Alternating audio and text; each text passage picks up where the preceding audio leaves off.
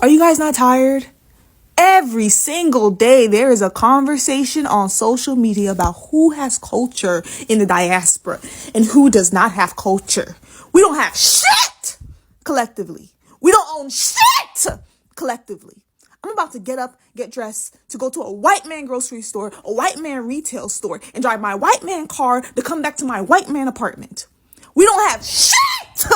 And y'all are arguing about who does and doesn't have culture.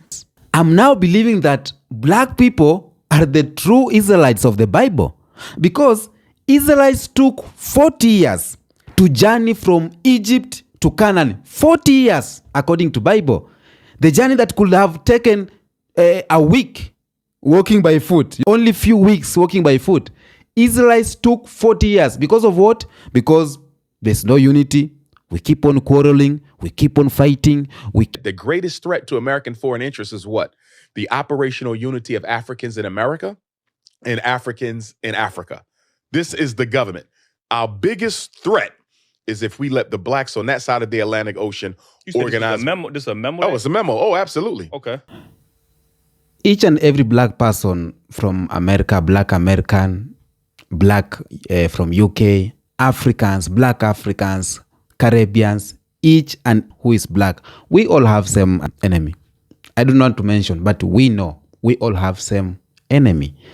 There is this trend that each and every time I see on social media, diaspora war. It's not giving. I have talked about this a number of times, but and I'm happy I'm seeing a lot of black people are starting engaging on this discussion of ending diaspora war. Now, Dr. Umar said this. All these people who are against black people, they fear only one thing, the unity of Africans or the unity of black people. They fear the Pan-Africanism.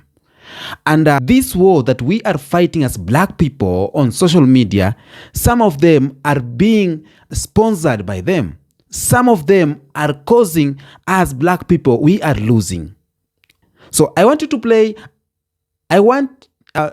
a video of Dr. Umar talking about how this war is creating this chaos amongst black people and how it's making them happy about this. And I'm going to feature a number of black creators who are talking about ending diaspora war. Let's watch these clips and then we come back here, we talk about it. It's internationally. So the CIA is outside of America, FBI is inside of America. If you're a Pan-Africanist like the Honorable Marcus Garvey, El Hajj Malik El Shabazz, Malcolm X, Stokely Carmichael, Kwame Ture, you're Pan-Africanist, you're automatically going to be watched by the FBI domestically and the CIA internationally. And I think the diaspora wars plays right into the hand of America's foreign policy initiatives. There was a security memorandum that came out, I think it was in the late 70s, early 80s, where the U.S. government in a private security memorandum that has now been published now said the greatest threat to American foreign interests is what?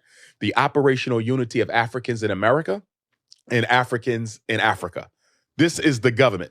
Our biggest threat is if we let the blacks on that side of the Atlantic Ocean organize. This is a memo? Oh, it's a memo. Oh, absolutely. Okay. I could probably get you the numbers. It's not on the top of my head right now. Absolutely. Right. Some people have even published it in books. It's definitely on the internet.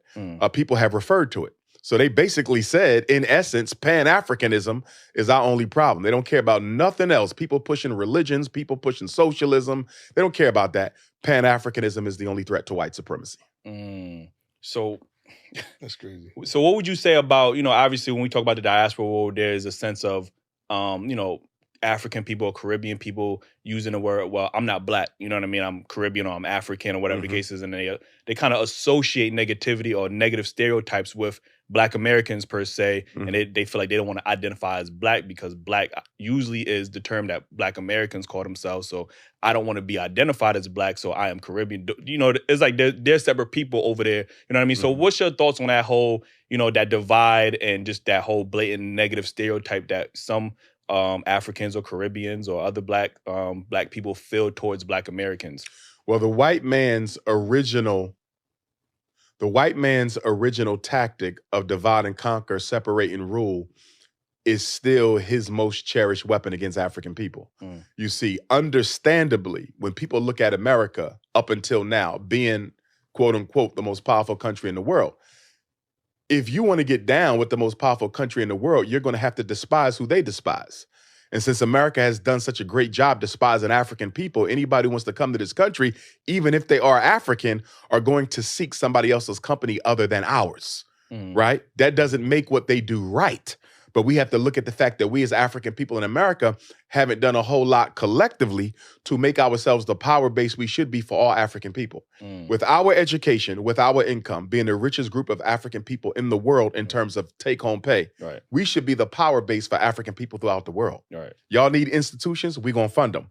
Y'all have a problem with your water, we're going to fund that.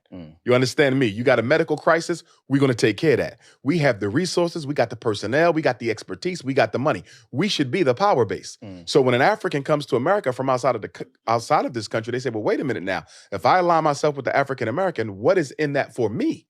Because I don't even see the African American doing anything for themselves on a collective basis. We have success, but it's all individual, right? There's very few institutions that we run and control independently.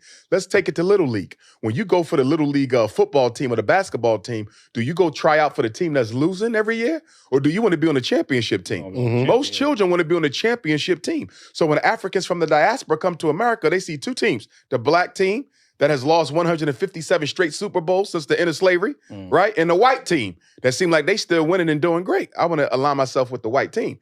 Now, the mistake is that if you do not link up with us, your national homeland will never be free either. See, what they do to African people anywhere, they do to African people everywhere. So if you come from Nigeria, you come from Ghana, you come from Jamaica, you come from Turks and Caicos, you don't associate with African people, you go get you a snow bunny, move up on the west side, you can do all that. But understand, your life is only as sacred as white people allow it to be. At any minute, they can turn you into a Breonna Taylor, whether you have a U.S. passport or not. Every few months, y'all start to get a little bit weird on this app and have this little diaspora war between black Americans and the rest of the diaspora. And I think that's weird. I think that's lame. That's the exact plan of the white power structure to separate us, and it's working. And y'all do this every few months, and it's weird. Not liking a specific ethnic group because they come from a different place or was born in a different place. We all came from the same boat. Denigrating somebody else's culture just to justify and make your culture seem more lit. It's corny. That's corny. That's the epitome of corniness, bro. You're a bozo. Black Americans were brought here by force, right? But out of that force, that struggle, we created beauty, jazz, rock and roll, hip hop, streetwear, art, our own way of speaking. We got AAVE, we got Gullah Geechee, we got Tut. It's way more, right? The black culture we built here is mimicked worldwide. And let's be real, a lot of folks in the diaspora came here and thrived because of the foundation that black Americans laid. We fought segregation. We fought for civil rights. We influenced immigration policies that allow more black people to come here in the first place. But that's not talked about, right? But this isn't all about black Americans and what black Americans did. We also helped each other out. The Haitian Revolution didn't just free Haiti. It inspired Nat Turner's rebellion. Marcus Garvey, a Jamaican, sparked the Pan-African movement that later influenced Malcolm X and the Nation of Islam and a pushing for civil rights. This has been a unity thing for forever, right? We've opened doors for each other since the beginning of time. And let's be real, like black people everywhere, they innovate. Whether it's hip hop, whether it's Afro beats, whether it's dance hall, whether it's jazz, whether it's soca, whatever it is, we've been inspiring each other for centuries. So if you pushing division within the diaspora, bro, you're a lame. And I want you to know that you're a lame. And you standing with the same people who've been oppressing us. You a bozo and you just like them. I need you to know that at the heart and to your core, seriously. So I want to talk about diaspora war. So I'm African, right? My dad and my mom was born in West Africa, Guinea. And I just want to say something.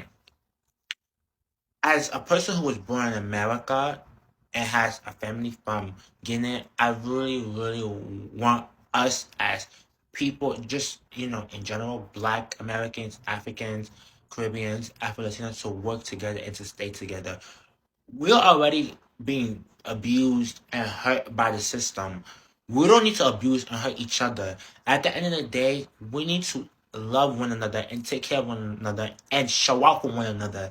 Because at the end of the day, just because I'm African and somebody else is African American, that does not mean that I'm better than them, or that does not mean that they're better than me. It doesn't work like that. We're all black at the end of the day. So whatever emotions or whatever feelings you have towards a group of people, put it to the side, and don't let your ego get in the way of your unity with that group. Because at the end of the day, we need Africans, we need African Americans, we need Afro Latinos, we need Caribbeans. We need to all sit together.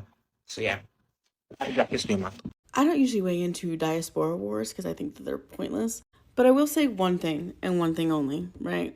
I find it alarming just how often Black British people or Black Europeans will start some conflict with Black Americans, and the narrative behind their claim, generally speaking, boils down to how rootless they think Black Americans are in the United States of America.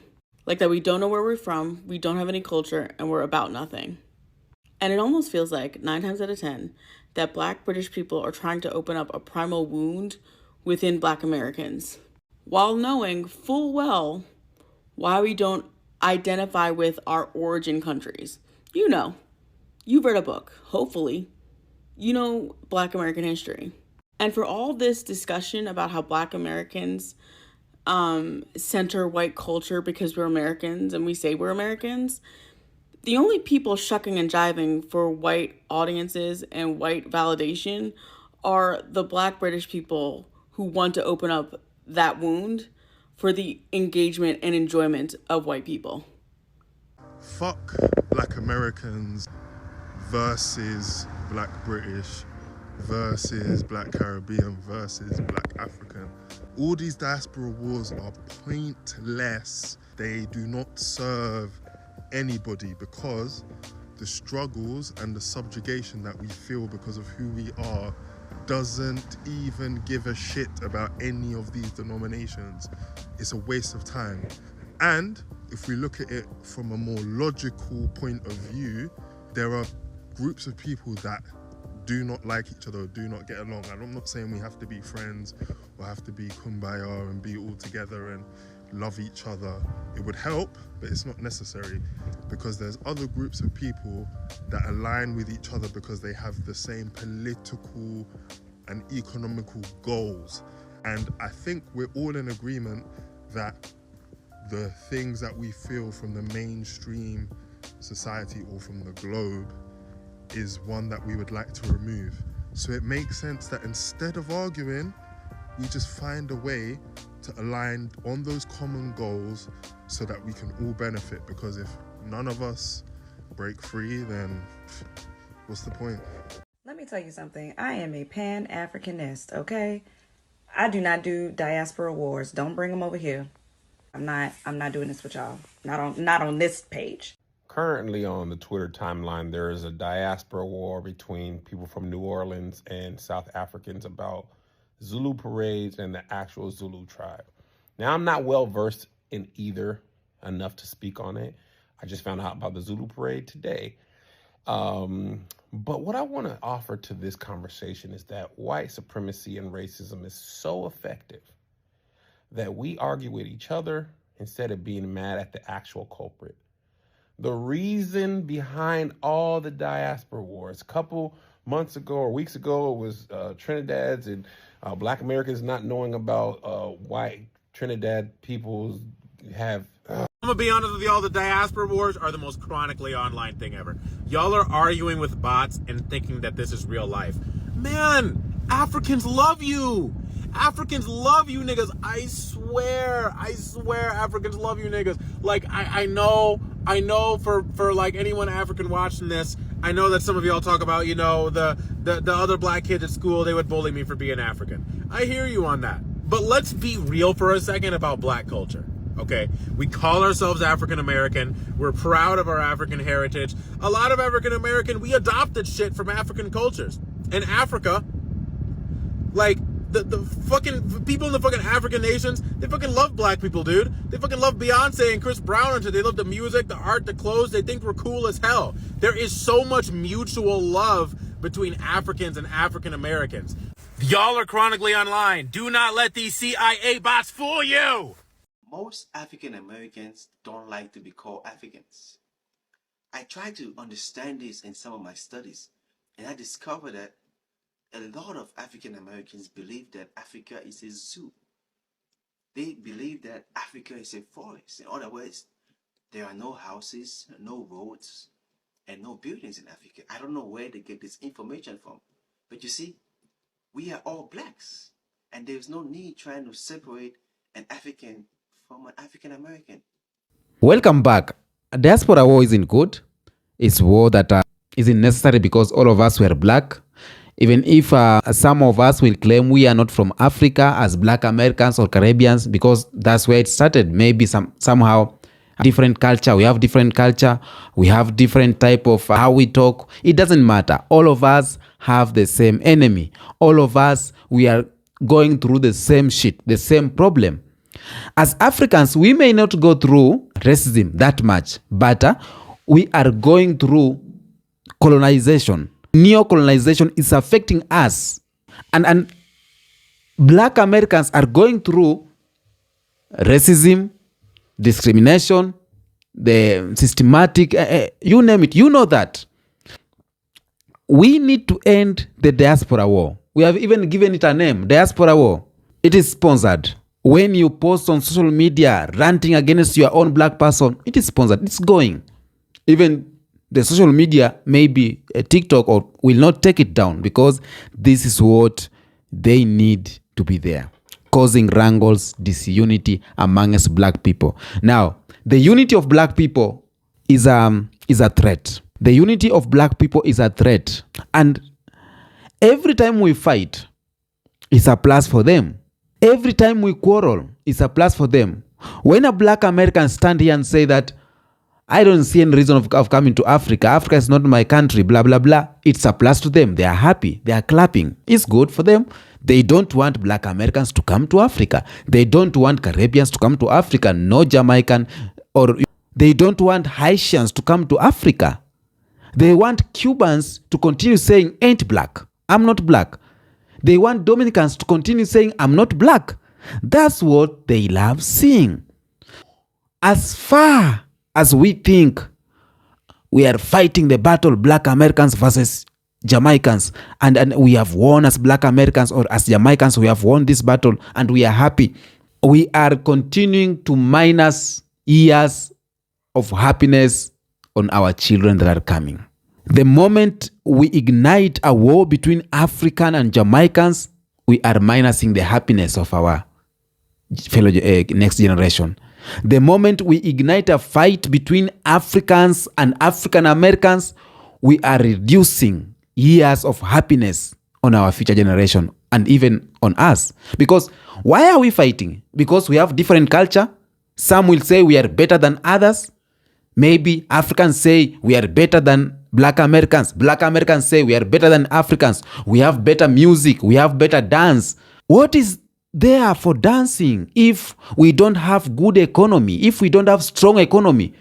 Why are we dancing when we don't have proper and a quality education? Why are we celebrating that we have, good music and the music cannot put food on our table? Simply because we have wealth gaps, simply because we have high taxes imposed in us, simply because our culture, our music, some people are benefiting from it and not us. What is there to celebrate for? Why are we creating wars? Diaspora wars, black people fighting. It is sometimes it's shame, and it's a shameful act when you open your social media account and you see an African ranting against a black American, or black American saying words towards Africans. It is too bad when you go in a comment section and you see Africans commenting bad on black American, or black American commenting negatively on African, or Jamaican and a black from UK having fight, saying that we are doing better than you. I understand we have been sold some stereotypes, all of us.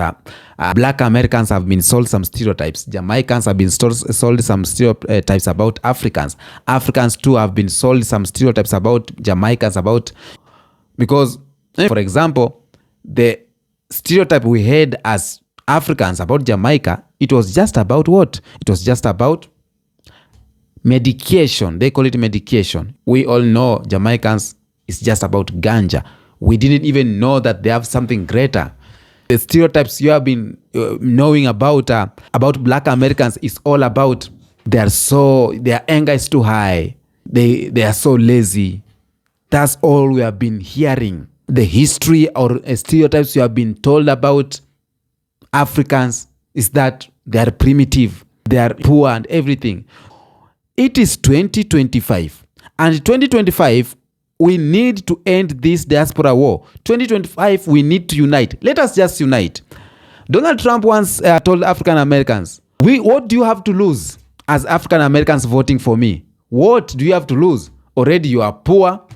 Already you have poor quality education. Already there is racism against you. What do you have to lose by voting for me? That is Donald Trump said that. And now I'm saying this. What do we have to lose as Black people uniting? What do we have to lose? Let's try. Let's give it a try. Uniting, having this Pan-African spirit between us. We don't have anything to lose. Because the more we continue fighting, the more we are losing. We have seen it. We have evidence that when we continue fighting, we lose more. We continue fighting, we don't benefit anything. Take an example of African countries. Once they continue fighting, their children are dying. The mothers are dying. They continue living in poverty. But once there is peace, at least happiness is there. Food security is there. Health is there. Students or children are going to school. But once we fight, nothing will come up. And as Black people, we have to know this. Huh? We have a long way to go.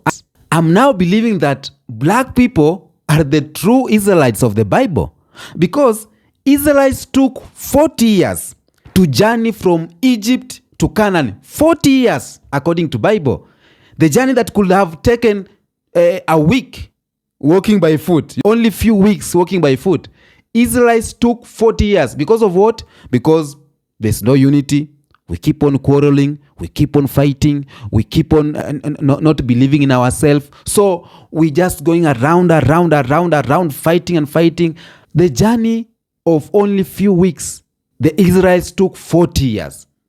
And I think Black people are the true Israelites, because the problem that we need to solve in a week, for example, countries in Africa, there's some problems only you can solve in a week just by saying no. We taking ages to solve these problems.